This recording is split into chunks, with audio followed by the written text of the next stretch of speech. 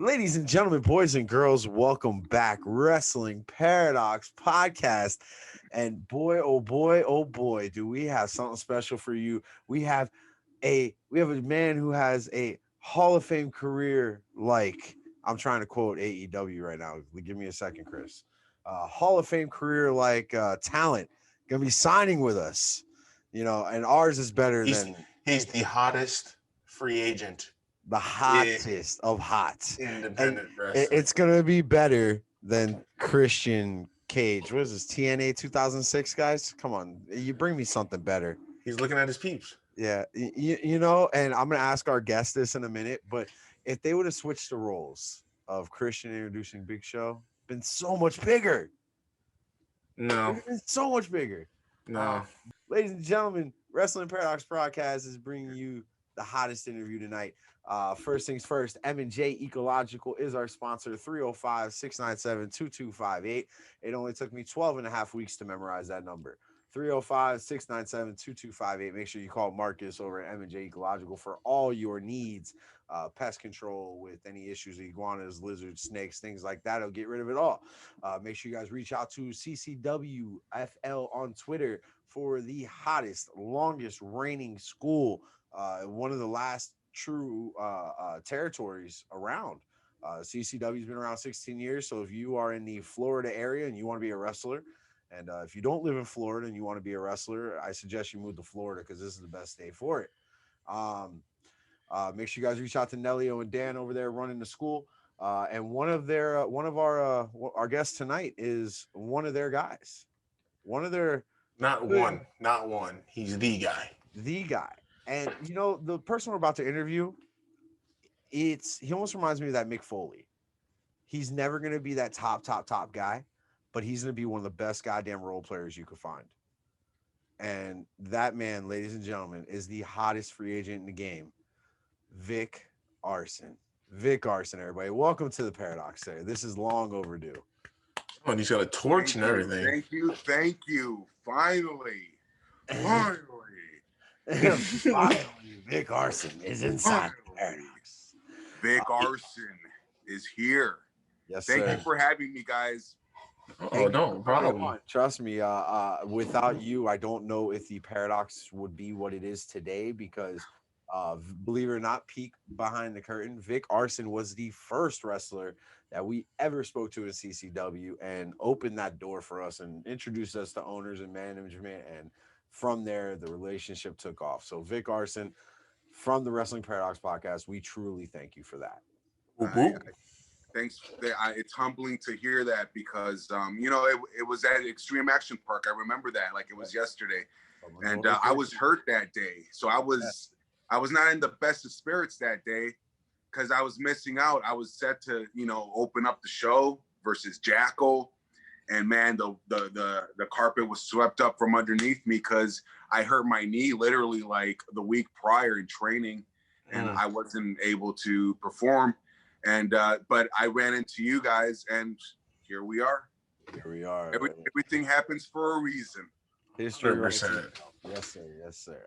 So Vic Arson, tonight we are gonna do a nice little dive into who is Vic Arson. And we're going to touch a little base on your personal private life, if you don't mind, sir. I hope you're okay with that. And then we're going to move into what you got working right now with CCW and where exactly you fall on the card. But make sure everybody knows that CCW is now hosting a monthly show at Unbranded Brewery the first Saturday of every month. We just passed with March 6th. Absolutely amazing show. And I know April 3rd is the next one. So, ladies and gentlemen, if you weren't there last time, make sure you get there. And please make sure you get this popcorn because you see this. I have 3 more of these things sitting over there. This is the greatest fucking popcorn I've ever eaten in my life. Greatest fucking popcorn. So please make sure you get over there and get the dill pickle. Yeah. Lou Spector offered me some, and I said no. I was like, who knows where his fingers have been? Oh gosh, dude, he's offered me a couple things, and I'm like, nah, I'll pass. Thanks, though. I'm good. Then he offered it Man, to some little kid. I'm like, no, he's good. Don't take any, kid. Don't take any. No. Unfortunately, Chris, you did not make it to the last bash at the Brew. April 3rd is the next one, man. And there was a match on this past card that we're gonna speak about, at some point. But man, I hope you're there for April 3rd because that's gonna be an amazing show.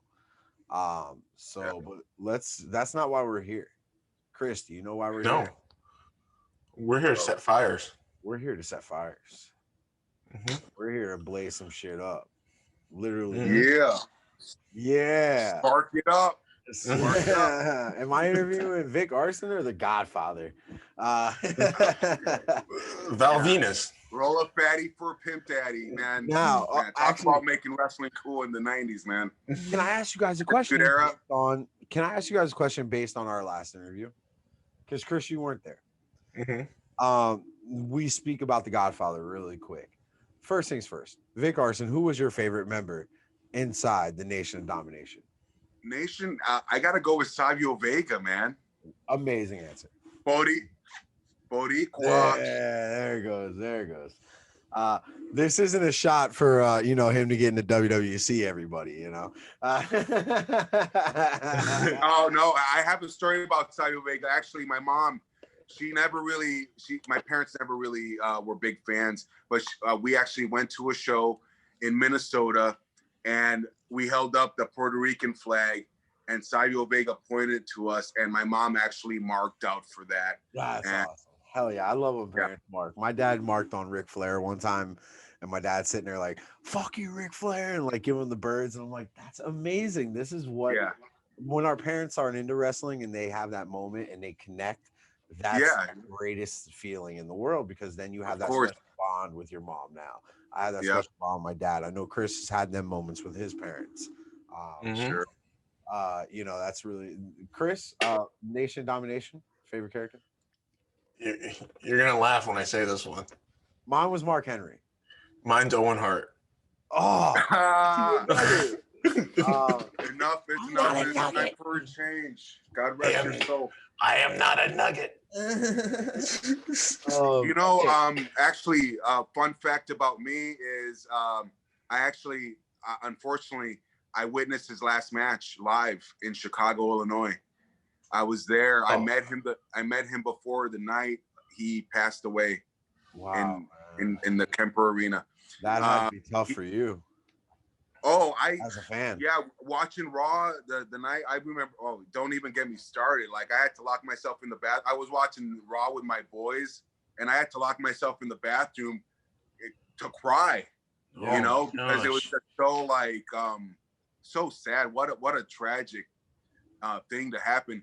But yeah, I actually met, we were in Chicago, Illinois, the Allstate Arena, Rosemont Horizon. Yeah. Man, what a place to watch a show. But at the height of the Attitude Era, I was there and we were, trying to get autographs with guys and stuff. And he walked right past me and just didn't even hesitate, just reached out his hand and shook it.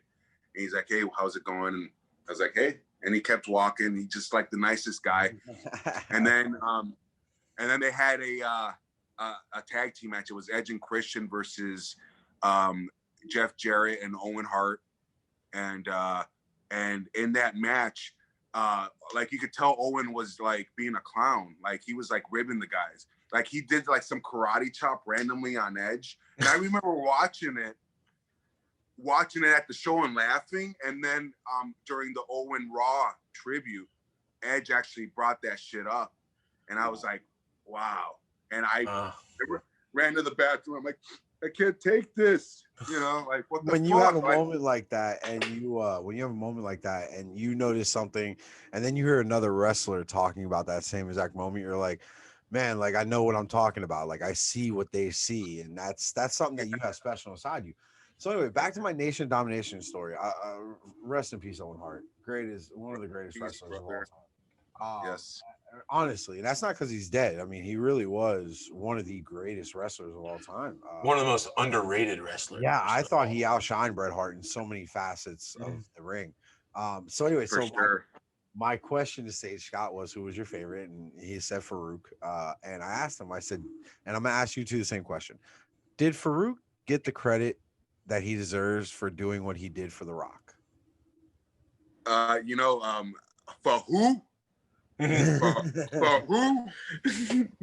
I mean, no, like that's a great point, dude. Like The Rock started shining when he took over as his heel role in the Nation. If it No one wasn't could for have done that that as run, well as Farouk did. Farouk did it amazing for him. He laid no, well, like honestly, I think Farouk should have won the Intercontinental title. There was, I don't know, there was some pay-per-view where he was up for the Intercontinental and he didn't win it. I forget who, but like there was a couple of times where I felt Farouk they should have given him like the big win at the pay-per-view, and it didn't go his way, you know. But what do I that know? guy dressed up as a blue gladiator. They did everything to him, man. No, I didn't like that, you know, with Sonny and stuff. Like I didn't like the gladiator gimmick, but when they did the Nation, you know, like the Nation started with like it was like Farouk and then Perry, the lawyer, Clarence Mason. Clarence Mason. He's a real attorney in Delray Beach. Yeah, right? A real attorney, and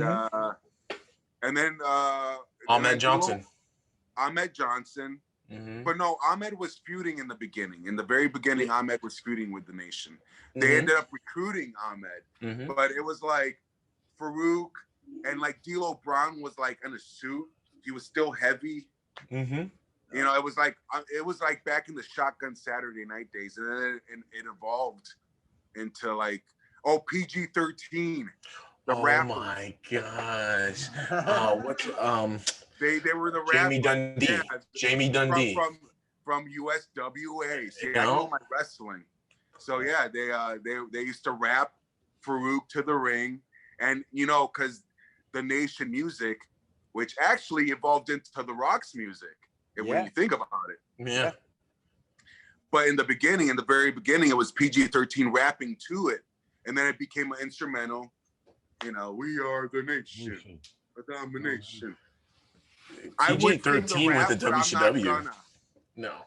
PG-13 was in WCW as well, like shortly after that. I don't remember them in WCW, but I remember waking up at like 4 a.m.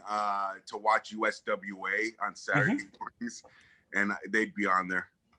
And Brian Christopher, a light heavyweight to yesterday's standards. Yeah. Now he would be a heavyweight.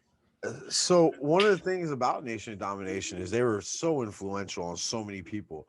And what I want to ask you, Vic Arson, is when you were a little tyke before you became your arson ways, who was influential to you on the business, and who really attracted you, and who brought you that, man, I want to do that one day, or I'm going to be that one day, or I want to be in the ring? Who did that for you?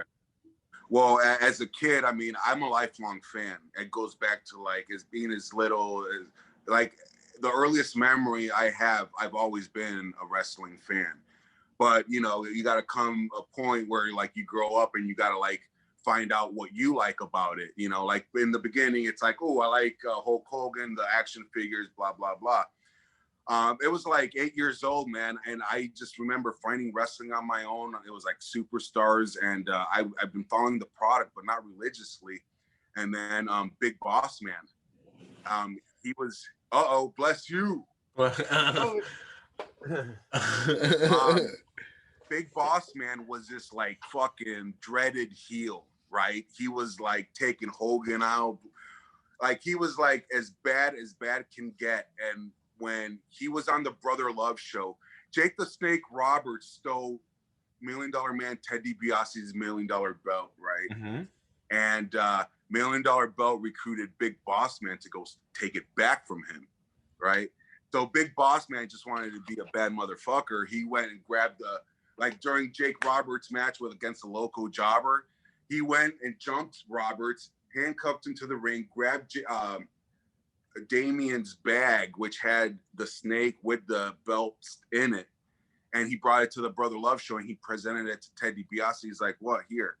And, anyways, long story short, he found out that, like, Ted DiBiase was paying off Slick for his services, and Bossman's like, oh no, I will not be bought. You know, like at the end of the day, like the baddest dude in the company had a heart. And for some reason that just resonated with a kid like me. I was just like, you know what? I love this. And I love the big boss man. And I just became a huge fan from that. And it made me want to keep watching week after week after week after week. It was like I was watching wrestling history happen in front of me. Like, and he got a huge run out of that. You know, he had like a great babyface run from that. And he's one of the best in the business, you know, best big men in the business of all time. Yeah. And God rest his soul, you know, and I got to meet him too when I was a kid. So did I. Yeah. Backstage at a house show. I would say it was the day before St. Valentine's Day Massacre in 2000, I think it was, or 99. My mom was working for Bennett Auto Supply, and they were sponsoring the event. So they gave us backstage passes, like meet and greet. And they brought us into a room, and we didn't know. They didn't tell us who was going to be, you know, whatever. And Big Boss Man comes in, and like one of the head, like for Bennett Auto Supply is like, oh, well, who's he? And like somebody from WWE was like, we can bring someone else in. And I'm like, no, like that's the Big Boss Man. Like you, like this is like history. And he took pictures with us. He like, you know, was like taking pictures with us, like choking us with the nightstick. Yeah, see, look at that, look at the Mashal, dude. Like the nicest guy in the world, dude. The nicest guy in the world. Yeah, for sure. My stepdad surprised me with a birthday present when I was like 8 years old, and we went to go meet him. It was a meet and greet at Unclaimed Freight, a furniture store in Connecticut. And we stood in line for like 2 hours. I didn't care. And you know, at the time he was feuding with the Mountie, and like and my stepdad's like, so what are you gonna say to him when you walk up to the table? I'm like, I don't know, you're my favorite wrestler. He's like, you gotta say something. And I was like, okay, you know, show the Mountie, you know, some, you know, hard times. You know, I walk up to him and I'm like, you're my favorite wrestler. You know, and it was just so humble. He was like larger than life, dude, you know. Yeah. He was in his full getup, his full gimmick, his full, you know, boss man gear. One of my favorite moments from that whole feud, I went back and watched it because obviously I was too young at that time to really remember it. But one of my favorite parts of that feud is after that match where the Mountie got locked up in New York, and he's sitting there and he's like got the handcuffs on. They're like, give us your finger, give us your finger. And he's like, you want my finger? Here's the finger. And he that was the first time probably in WWE television that ever happened. Dude, that was so great. Little did we know Stone Cold's throwing up the next million fingers, you know. Yeah. So I had a moment like you had going up to a table and not knowing what to say to somebody. And it was Kevin Nash. I was probably like 10 years old, 11 years old. This is the hottest, you know, 97, 98. NWO is on top of the world. You know, this is, you know, really booking, you know. And so I'm on my way to the table, and Kevin Nash is injured at the time, right? Now, I didn't know Kevin Nash was injured. I was so young, you know, I thought he was just not there right now, you know? So yeah, Dad's like, no, he's been injured, blah, blah, blah. I said, okay, cool. So I got to the table, and I didn't know what to say, and I freaked out, and I'm like, so did you tore your hamstring? And he just looked at me like, fuck you. And I was like, thanks, man. I just walked away. It was just the most awkward conversation. Now I'm older. Yeah, I'm like, oh. Dude, like, growing up, like, cause I've been to like, I probably say like as a fan, I've been to like hundreds of shows. I lost count, honestly. Yeah. Cause I came out, I was fortunate. I feel like wrestling was made for me, man, because like when I was a kid, I was, you know, it was aimed at kids. You know, it was cartoonish characters. And as I grew up and got into middle school and high school, it was growing up, the product was getting edgier. And when I was a senior in high school, bam, Attitude Era, you know, RVD for 420, we're all like skipping school and fucking to smoke weed and watch RVD and Sabu versus Hayabusa and Shinseiki. Great. Yeah, I remember that spot with the double leg drops on the table. Yes. Yes, from out of nowhere. Bam. We'd be skipping class, like it was like, like just I feel fortunate to come up when I did, because it was like just come back full circle. It was just like I feel like when I was a kid, it was cartoonish characters. You go into the Attitude Era, it was just like comes full circle. Definitely. Chris, you got something for Mr. Arson? Yeah. So, growing up, you said Big Boss Man was influential into getting you to where you are. Who do you what style do you mimic? Like, it could be past, could be present. Okay, yeah. Well, when I growing up, you want to be a pro wrestler, right? Like but you also want to have realistic. Like I'm a realist, like I have realistic goals and whatever. When I was coming out of high school and giving wrestling a consideration, because I actually trained when I was 18 in 2000, and I didn't really have like that much support or whatever, so like it never really made anything of it. But my main goal was to go through the ECW way. I reminded a lot of people of Taz back in the day. Like I was short and stocky, and like I used to, backyard brawl with my friends and stuff. So, like I used to, T-bone Tazplex all day long, like. I thought you were gonna say you used to dress up as a Tasmanian devil. Yeah, no, not the Tasmaniac Taz. Like Brooklyn, your Brooklyn Blue Taz. But I also wanted to, like a little bit of Raven, a little bit of Taz intertwined. Okay. Type thing, and I always knew that like ECW was the way. I'm like, I can make it in ECW. I always felt like I was like cater made for that company. And when they went out of business, it sort of took my passion away. Uh-huh. And it was just like I was sort of content with the fact that like I was done, like I'm not gonna do this anymore. And then here I am years later doing it, and I'm back at it again. So I'm still doing that. Like I'm still looking at like, Taz, Raven, a little bit of this, a little bit of that. I love everybody. I love studying Owen Hart. I love studying Bret Hart. I love studying the British Bulldog. Anything from the Dungeon Boys, Brian Pillman. I'll go back and watch Ric Flair. I'm watching Royal Rumble 92 right now, like just Barbarian's on his way down to kick Shawn Michaels in the face. See, if I were to ever become a pro wrestler, I think I would want to mimic the moves of Alex Wright. Alex Wright? Yes. Why? Why not, man? He was the Das Wonder Kid. Yeah, no. We were talking about this earlier. Monday Night Wars. Like I came up at a great time, with the Attitude Era. And then like we had the Monday Night Wars, right? Mm-hmm. It was like so much controversy at any given time. Like who's gonna turn? Who's gonna go from WCW to WWE, whatever? And it's like Alex Wright. Yeah, he's one of those guys that we would just like, we'd watch the replay of Nitro. We'd watch Raw. Yeah. And then on Nitro, they'd replay it. And then he'd be one of the guys we'd make fun of. He'd be like, yeah, this is the reason why we're going to win. Yeah, but you know what though? If you go back and you watch like the first couple of matches, because he was always on either first or third. He would wrestle either Dean Malenko, Eddie Guerrero, Chris Benoit, and they'd be like really good matches. And then once the Radicals left and like he became Das Wonder Kid, they were not good. Like they were not good at all.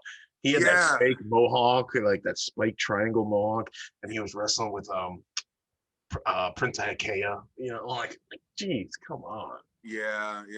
No, it was like, it's funny, like some guys get exposed when they're not working with certain people, like sometimes they're not as good as you think they are.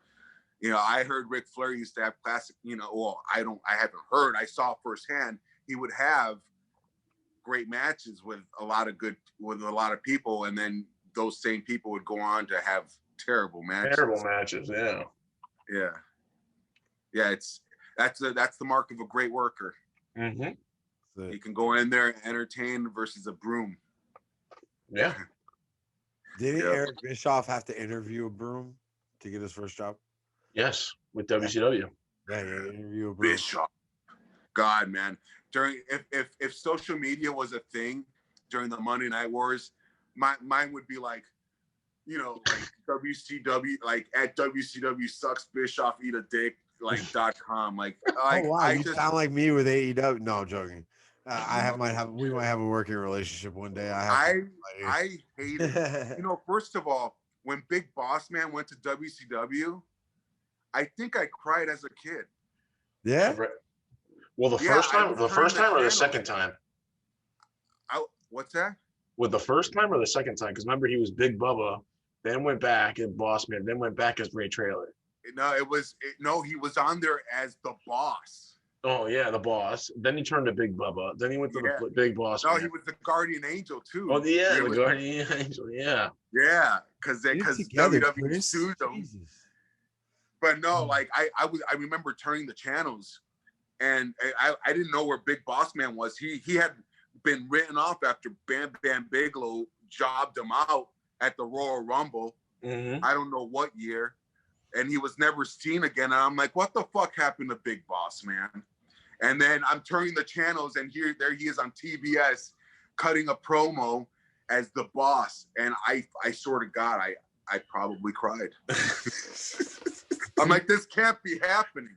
Do you remember the greatest match Big Boss Man was ever in? There's only one answer to this. Well, I don't know. Like, I have mixed. Well, you have to talk about the Laker Boss Man or which era Boss Man. You have to use Joe's mentality. You have to think like you're talking about like Big Show, like dragging him in a casket. No. Great storyline. I love that storyline, but not the best match he's ever been. No, it was the Kennels from Hell match. Oh yeah, okay. No, Pepper. You cannot put dogs on national television and expect them to do something. Like those dogs are the nicest. They did not. They were like, "Hi, we're just here. I got a shit." No, don't get me wrong.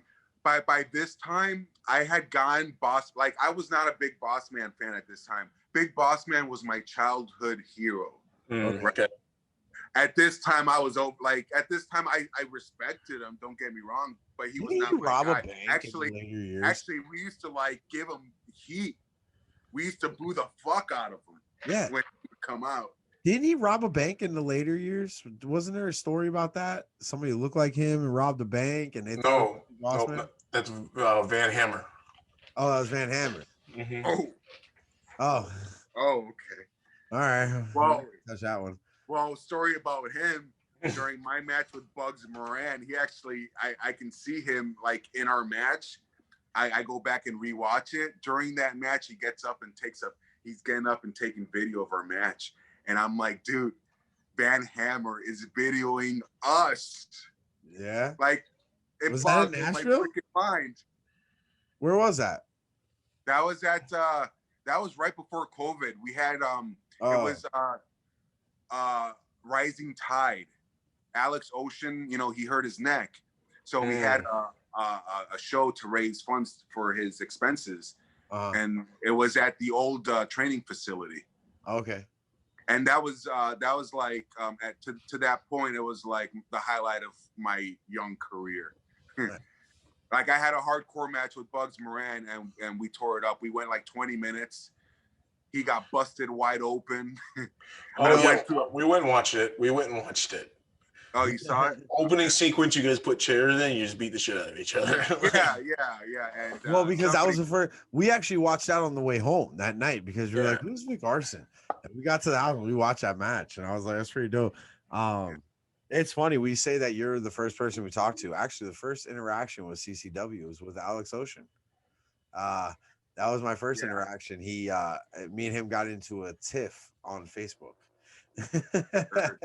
I heard, it was you were like calling him something like, I don't know, like CM Punk wise or something. Great I don't know. value CM Punk. Yeah. I feel horrible. No es bueno. It's on his Facebook. He took it and ran with it, man. It's on. It says Deathmatch Spot Monkey, Great Value CM Punk, Alex Ocean. I'm like, awesome. Now, Yeah, no, he's one of the many guys that I've learned from since I started he's training. amazing, dude. I've held conversations with him after shows and like not even talk about wrestling. Yeah. Like, Yeah, all around good dude. And like the respect that I have for him is like I watch deathmatch wrestling and like I watch what he does there, and then I'll go watch him at a CCW show and he wrestles traditional pro style wrestling. It's like he can do deathmatch on a Friday and then pro style wrestling on a Saturday, and you would never know the difference. Yeah, exactly. A lot of those guys, they haven't been properly trained, and it shows. Like their footwork's off, and all this and that. Like, a normal fan might not be able to tell, but if you know what you're looking for, you can tell, and you could tell right off. You know, Pat Tanaka came to a training session the other day, and he told us, he's like, you'll be circling each other before you even lock up, and I'll be able to tell if you can work or not. And and Alex Ocean, yeah, he can work, he can go in any environment. Tag team, for like fatal 18-way matches, falls count anywhere in Opalaka. him and Matt Justice had a hell of a match at the homecoming show. Yeah. Oh, Matthew Justice and Chase Stevens, man. Two cool dudes, man. They've been coming up. We were there in Nashville for that match, man. That was just aired, as a matter of fact. Yeah, on just aired. CCW Live Wrestling. CCW Live. Tune in. Make sure you tune in every Tuesday night. CCW Live Wrestling. Yeah. Plug. There you go, Nelio. Yeah. Write the check, Daddy. Write the check. Yeah. So, but no, man. One thing I want to get in touch with you on is your passion to continue wrestling. After your injury, a lot of guys would, probably take a step back and say, "Oh, I'm at a certain age, and maybe I shouldn't be doing this." But not you, Vic Arson. You just keep driving forward, and you're becoming more and more of a presence in the locker room. And you're becoming, I don't want to, you don't want to throw around the room term locker room leader, because you want to really bestow that upon somebody, but you're becoming someone that people can talk to about anything in the locker room. So I want to know, like, what's keeping you driving and what's keeping you going in wrestling. I love professional wrestling. I always have. There's no faking the passion. I always felt like I was put on this earth to make a living in some way, shape, or form in professional wrestling. I don't know if my destiny is gonna be wrestler, referee, manager, color commentary, even though I sucked at one time. I don't care what it is. I just know that I'm gonna make a living doing this. And I gave it up a long time ago. I accepted that fate, right? I let myself blow up I was close to 300 pounds at one point, like 5, I don't know how many years ago, but I was down and out. I sat on my parents' hammock. I made that tree fall. And 2 days later, I was like, fuck this, I'm done. And I started running every other day consistently. And I got myself in good shape to where I was like, you know what? I'm going to give it one last shot. And I'm not even going to go in to be a wrestler. I'm going to go in to be a manager. That was my goal walking into the CCW training facility. I wanted to contribute. I wanted to give the platform.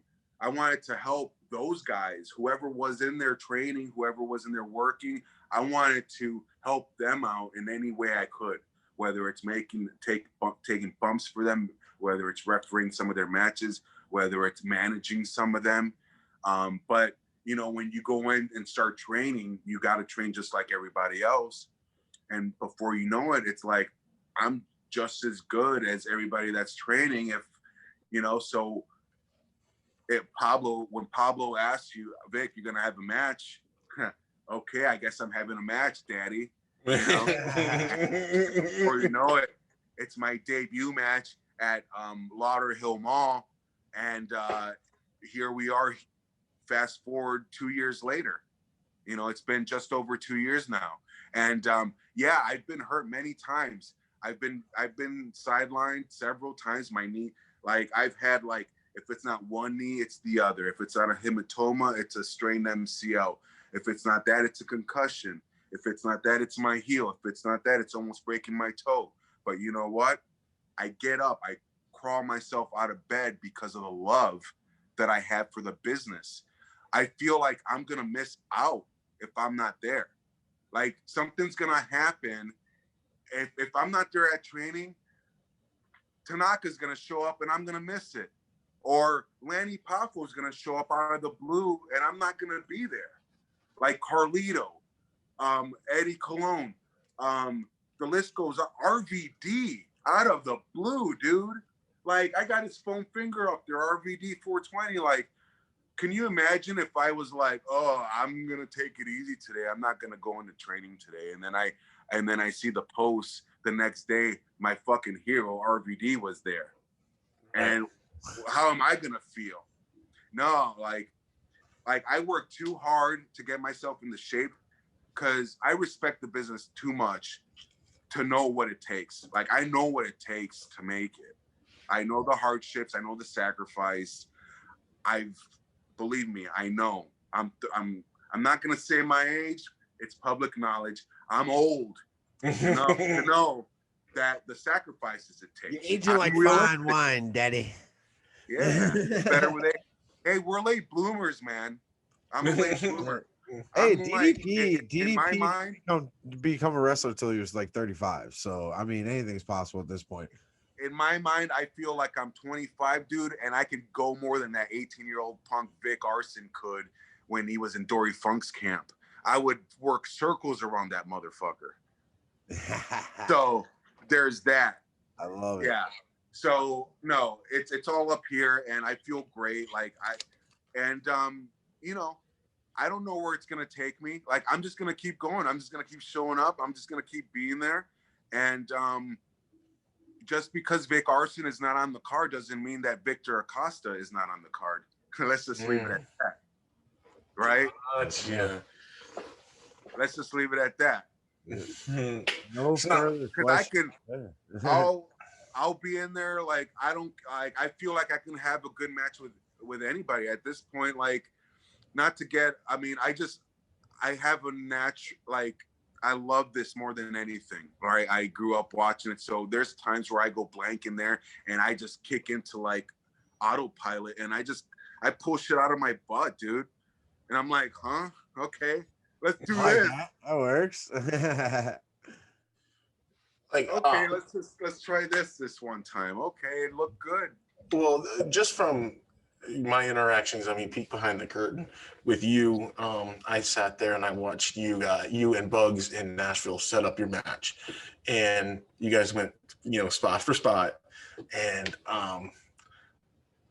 what I loved about it is I experienced it once. I experienced it with Benny Blanco and Rafisi. They went over their match as a 2-minute match for an hour, and everything hit. You guys went over 3 major spots in a 8 to 10 minute match, and you guys made it look effortless. Yeah, it was camera for that, and I got to watch it like up front and post, and I was in love with that match. It was a great match. Well, I appreciate that. I appreciate the positive feedback. Me and Bugs.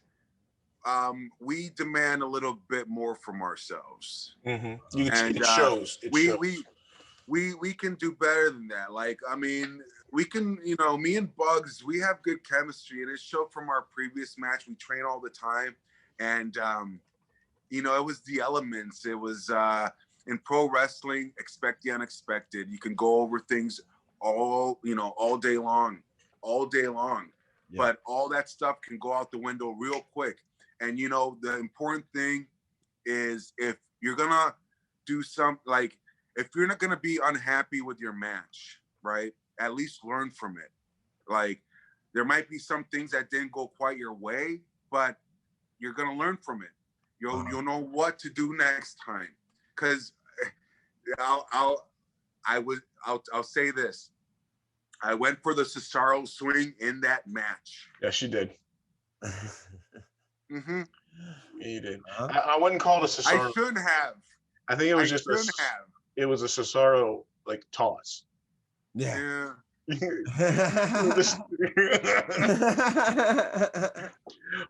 no, it's just, you know, it's situations like that where sometimes you got to call an audible, you know. Like I probably knew, I was probably like 90% in my head, I'm like, this is not going to be a good idea, but I tried it anyways. Well, also, like you said, like no one's ready for the elements. What no one knows is you guys were wrestling in 20-degree warehouse, a granite warehouse, where it was like you can hang a meat, like a rack of lamb in there, and it'll been perfectly fine. And like I saw you get them up, and then barely get them up. I'm like, oh, this is like it's not happening. Abort! My knee gave out. My knee gave out. Popcorn earlier. That's what happened. Yeah, exactly. No, and you know what though? Like, there's nothing like I used to live in Minnesota, as I said, and I used to play football in that weather.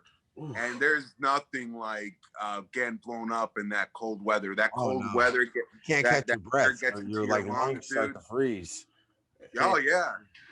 It's like, you ever been sweaty and cold and blown up and your nose hairs are frozen? Yeah. Like, that's what we used to play in Minnesota. And it's like, that's what I had a flashback to that in that Nashville match. I remember there's a point where I'm like running from bugs because I'm a coward. And I'm like, why am I running from him? Like, the cold air's getting in my lungs. Like, this is going to suck. Yeah. Arson, you had a huge win a couple weeks ago at CCW Homecoming Night 1, where you won a big battle royal, and I was behind the scenes for that match, and everybody was in the back and kind of peeking out and like watching your match, and they saw you win, and not one person in the back said anything negative. It was all positive by every person. Everybody said you deserved it and how much you earned it and everything else. And how does that feel? And when you won that match and the bell rang and they said the winner was Vic Arson, what was that feeling that went through you? It was like it's all been worthwhile. I mean, I always knew it was all worthwhile, but the emotion that I showed in that ring was 110% real. Nothing fabricated, nothing faked about that. Like that, there is no character in that. That was just genuine emotion, and it was like climbing a mountain, you know. And it's just the beginning, you know. It's just the beginning, and I know, like, it gets in your blood. Like, this business gets in your blood, and it's like a drug. You just gotta keep going. It just makes me want the next step even more, you know. But my daughter was there, Haley, the hellacious one. She doesn't go. I love that, the hellacious one, Haley. That's awesome. Hellacious Haley. Did she come by herself? She it was my weekend with her, so it was like she was there with me on. Actually, she didn't go to day 2. But she was there for me for that night 1. And she was there. She recorded actually the last part of it where I actually got to win. And it was very special for her to be there because she's like my best friend, you know. That's awesome. That's actually part of my motivation to start this was because of her. Because I feel like, because we always would bond through wrestling. We would watch it together. I'd take her to Raws and SmackDowns and stuff, and I always felt like we always felt that it's something she could do. So look, there's a lot of creeps in this business, you know. A lot of people might not want their daughters doing this, but I feel like if I'm trained, if I'm a professional wrestler, hell, I can have a hand in her trainer and be with her along the way if she chooses to do it. So no one's gonna fuck with my daughter if she decides to get in this business, because I'll be there along with her, watching her back. So that's part of my motivation. Right on. Right on. I know our sons, my son Roman and his son Brody, they love wrestling, and Brody is just all about I call him little Brody Flair. Yeah. Young, Good combo. yeah, Brody Flair, youngest ride, longest line. Yeah, that's my boy right there. So but no, man, Chris and his son connect to wrestling, and that's one of the greatest things about it. I know The Rock, me and my dad connected through The Rock. We actually met The Rock when I was younger. So it's really cool to have that mutual thing that you and a child can love so much. Yeah, Uh, for and sure. That's definitely that's what when I asked you about your motivation earlier, I figured your daughter had a big part in that. Yeah. And also like I also wanted to see that, if you want something in life, go get it. There you go. Don't let any circumstance hold you back, because when I started doing this, like you'd be like, well, you know how many people like told me like, what are you thinking? Like you're crazy. Like, but no, like, why not? Why the hell not? Who cares, dude? Do it.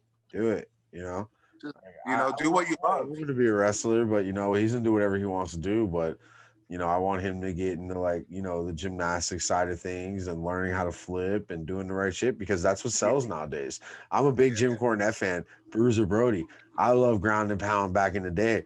I know what sells nowadays. Unfortunately, Jim Cornette, I listen to him every day, but man, he's lost touch of the business.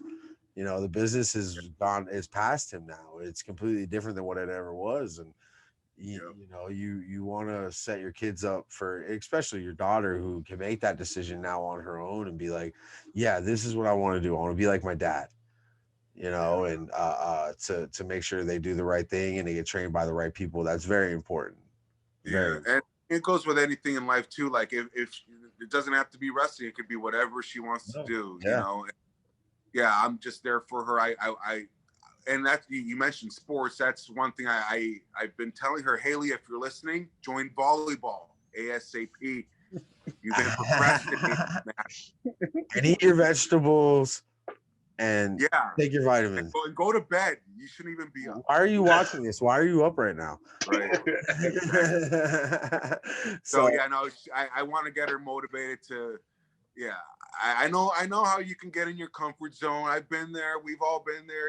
Like it's so comforting to go home and chill and watch TV and whatever. But sometimes you got to get off your ass and, force yourself to get out of your comfort zone and get at life, because it's not gonna come find you. No, sure. You gotta go get it. Definitely. Sure. Chris, what do you got for Mr. Arson, sir? Okay, so Vic, you and I were both, I would say, wrestling historians. Okay. Joe touched on Jim Cornette and how he's lost touch with, the wrestling business and everything like that. How do you compare today's wrestling, the independents, WWE, AEW, ROH, etc., to the early 90s, mid 90s, and the Attitude Era? Well, I don't know. It's not as black and white anymore. There's so many shades of gray, like in the wrestling business now.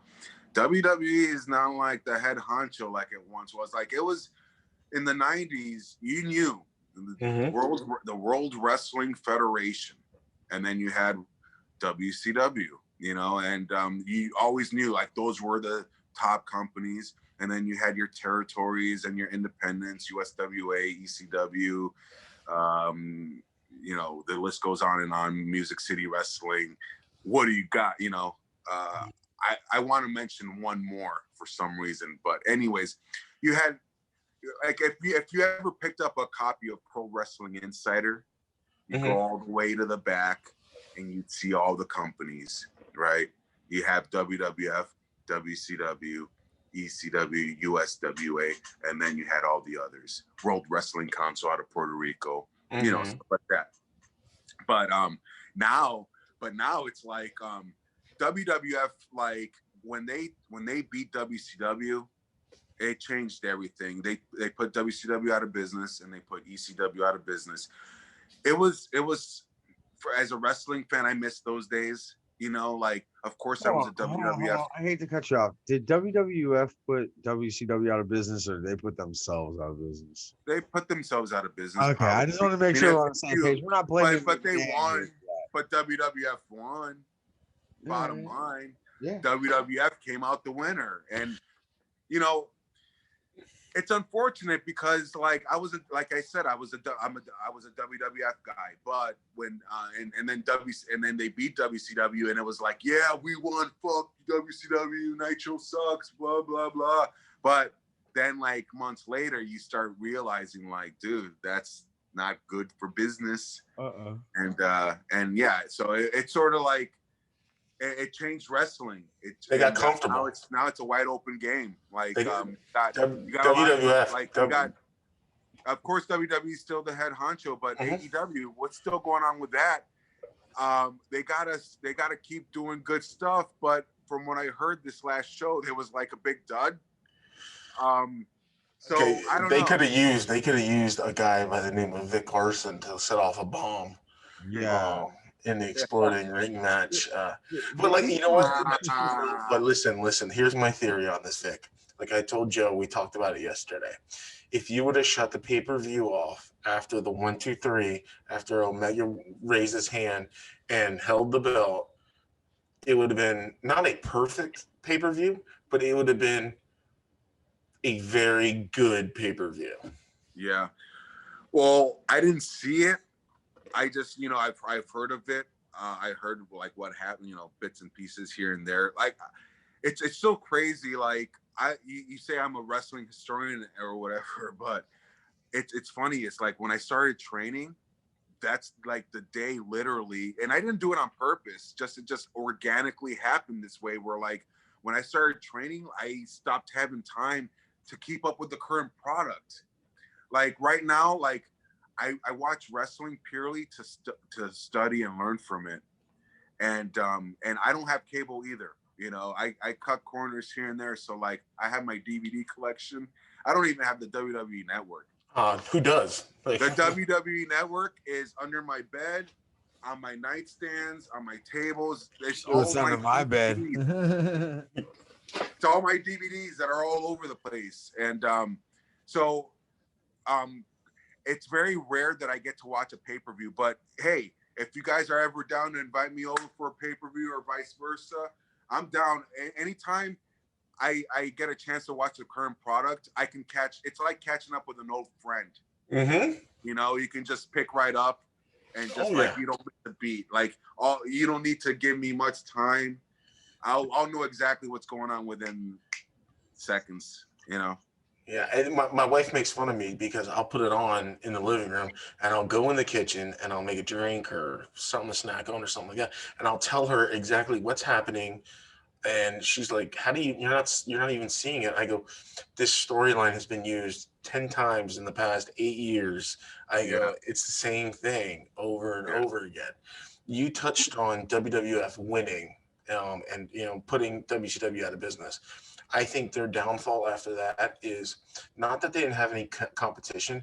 They got comfortable because they had no competition. Exactly. Sure. So it's what happens is they were using the same like monotonous storylines, the same recycled wrestlers and everything like that.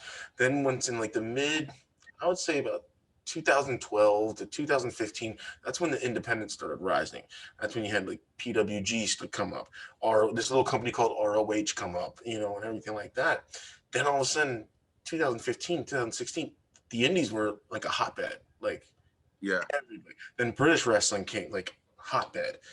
Then in the past, I would say 3-4 years, you've had WWE like stand there with their hands like up, like we don't know what to do now. Yeah, it's almost like attraction. Like you don't have that Rock or Stone Cold anymore. Mm-hmm. It's almost like they're on the defense right now. They're so used to playing offense. Yeah. Right now they're like the defense. Like they're trying to block this guy and this guy. It's like, wait, that's a running back. Never mind. You got the idea. You know what I'm saying? No, you know what I'm yeah. saying? Like they're almost, yeah.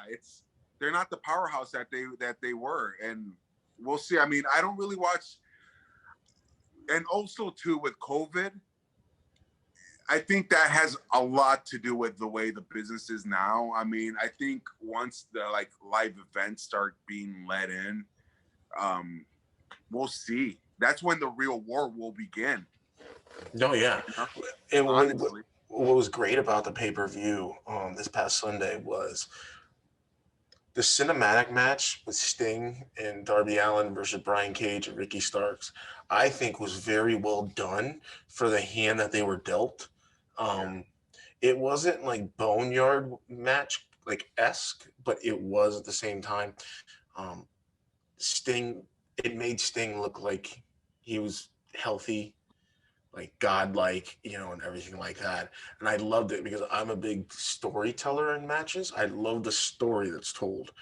So I don't care if it's a, face-to-face live match or it's a cinematic match, as long as it means something and tells me something.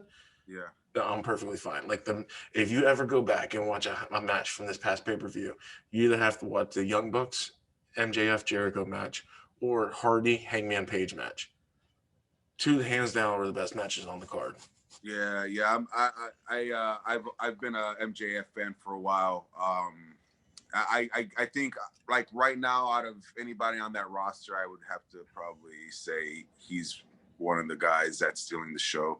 But I don't watch much. But like, yeah, I mean, any recommendations I can take, yeah, for sure. And I'll give me the link. I'll watch it, You want good wrestling? You go back and watch Smoky Mountain. Okay, that's good wrestling. Oh, Smoky Mountain. That's the one. That's the one that I was trying to think when you're bringing up the old territories. But you talk about territories, Coastal Championship Wrestling. I've been saying we are the last territory. I don't know. That in the intro. That thing has been thrown around here lately. I've been hearing that repeated, and I just want to go on record saying that I've been saying CCW is the last territory. Yes. Since I started training. I just feel like we run South Florida. There's no competition. There's a lot of, wannabes out there. Hey, no ill will. Do your thing. But they all strive to be like Coastal Championship Wrestling. Yes, sir. Yes, sir. So we have, and I hate to get off topic here, but I want to get back to who Vic Arson is and molding Vic Arson, things like that. I want to know, because you hear of a lot of people always coming through CCW. You have your MVPs, your low keys. Who did you find when they came through that you were like, yeah, this guy is who we're listening to, and things like that? Like, who was that guy for you? Well, I mean, we've had quite a. Actually, I didn't even know. It was my first day walking into the training facility, and lo and behold, there's Matt Stryker. Yep. And that was a couple people's first days. That was a few people.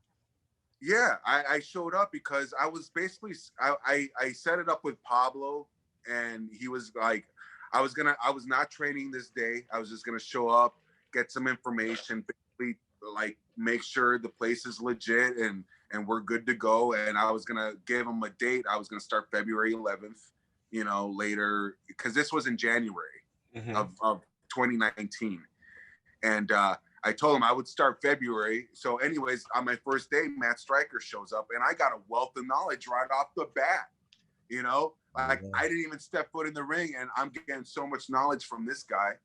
And then, we've had MVP, we've had Low Key, we've had Pat Tanaka recently. RVD showed up randomly, Lanny Poffo, guys that might not even have a seminar, because we'll have Brian Cage, we'll have seminars where we'll have an open invite for anybody that wants to show up and get some knowledge. So we'll have seminars set up, But then there are guys that just show up out of the blue, and you just pick their brains. Bill Alfonso, you know, at any given CCW show, you're gonna get a wealth of knowledge from anybody, even like Controversial Inc. You know, you want to pick some. You want to pick, you know, there's so many people in the back of a CCW show. He's such a smart, well-rounded, like, guy in the business. Mr. C is great to talk to. Oh yeah. Vic Arson never stepped foot in the ring, but Victor Costa did. We'll just leave it at that. And it's actually one of my prouder matches that I've had. Like I was very happy with it.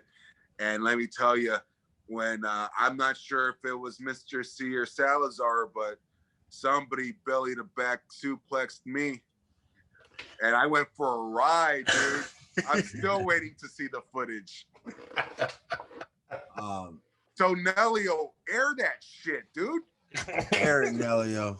Air it. Air it. We're gonna be airing this, ladies and gentlemen. This has been the Wrestling Paradox Podcast. Anybody have anything else they want to throw out? No, I'm good. Good. I feel like we've learned so much about Vic Arson. And one thing, real quick, let me get this out there. Once again, we want to thank our sponsors, M&J Ecological. We want to thank the constant support of everybody in the CCW locker room, how amazing everybody's been for us. Everybody from Dan and Nelio all the way down to Vinicius and everybody else. Just such nice guys all around. So we appreciate you guys opening the locker room for us. And make sure you guys check out CCW on Twitter at CCWFL. Merchandise, tickets. You want to be a wrestler? I know they have an open tryouts coming up with Super Crazy. So make sure you get over to that if you want to become a wrestler or learn it. For me, it's behind the scenes. That's what I love, and that's why I love doing what I'm doing. And with Chris as well, I know it's not so much the machine of itself, but how it works. That's what really attracts us to it. So Vic Arson, please continue to do the greatest work that you're doing in the ring, because it's always a pleasure watching you. And I seen your ring work. It's really nice. I like it, but I want to hear your promos. So Vic Arson, just like everybody else, I'm giving the floor yours, and you have 1 minute to tell the world why they should know who Vic Arson is. But before you do that, I want to ask you a question, because I didn't get it out. You have 2 contracts in front of you. Both are equal amount, equal days, equal championships. WWE, AEW. Which one do you pick up? WWE. There you go, ladies and gentlemen. You are about WrestleMania, baby. You are about to find out why you should know who Vic Arson is. Vic Arson, actually, you're taking it out. WWE, but the contract clause would be I make my debut in the Royal Rumble. There you go. Number 30 or 27? Number 30. Okay. I like number 27. It seems like 27 always produces its winners. Number 30. Right. Ladies and gentlemen, Vic Arson, the floor is yours. You have a minute. Tell them who you are, brother. I am Vic Arson, Vic Arson 840, and I am twice as high as the competition. Saturday night, what do we got? CCW anniversary. Powers that be, listen, people want to see more Vic Arson. So if you know what's good for you, Vic Arson will get the spot that he deserves on that card, because CCW anniversary 17 will not be complete without Vic Arson send that wrestling ring on fire, as I always do. One match at a time. Fuck that match. Put that in your pipe and smoke it. Ladies and gentlemen, Vic Arson. Hey, Chris, say something stupid. Something stupid.